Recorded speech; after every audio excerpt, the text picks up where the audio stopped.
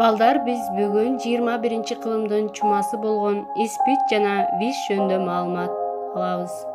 Келгиле анда төкпөй чачпай сөз кылып өтөлү. Айыкпас оорулардын бири бул ВИЧ испит оорусу. Бул дарт көп жылдардан бери Жер планетасынын чоң көйгөйү болуп, дарысы бүгүнкү күнгө чейин жок. Ушул себептен Бириккен Улуттар Уюму тарабынан 1988 жылдан тарта 1-декабрь бүткүл дүйнөлүк испитке каршы күрөшүү күнү деп белгиленип келет. ВИЧ деген эмне? Оору жөнүндө айтсак, көп адамдар ВИЧ менен испит оорусун бир оору деп эсептешет. Бирок ал андай эмес. Ким ооруп калышы мүмкүн жана жуктуруп албоо үчүн кандай чара көрүү зарыл?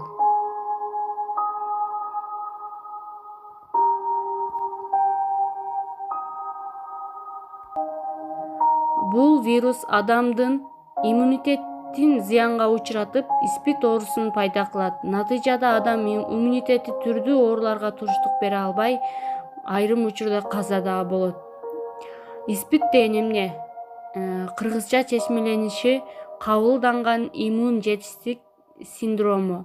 Иммунитет бул адам ар кандай зыяндуу бактерия жана вирустардан коргоочу адам организминин системасы. ВИЧ иммунитетти басаңдатып, организм түрдүү ооруларга чалдыгып, адам ооруйт. Натыйжада иммунитет өтө төмөндөп, испит оорусу пайда болот. Бүгүнкү күндө ВИЧ инфекция менен күрөшүүгө болот. Аны кантип дарылайт? Анын ичинде ВИЧ болгон адамдардын балдарын дагы дарылоого болот. ВИЧ испит кандай жолдор менен жугат? ВИЧти жуктуруп алуу жөнүндө көптөгөн маалыматтар айтылып келет. Бирок аталган оору 3 жол аркылуу гана жугушу мүмкүн. Жыныстык, ийне, энеден балага. Негизи ВИЧ суюктуктар аркылуу берилет.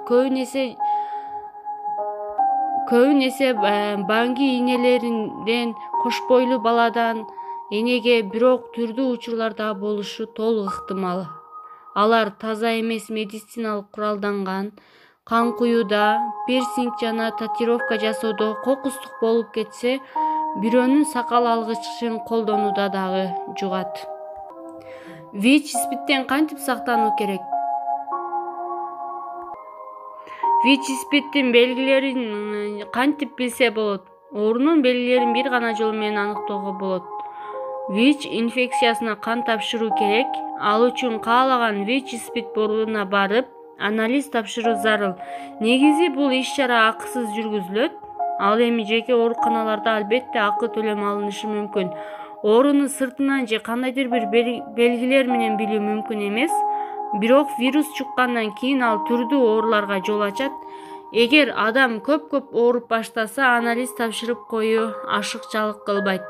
Учурда бул оору менен кармашкандардын саны 47 миллионго жетти. Бул статистика 2016-жылкы маалымат.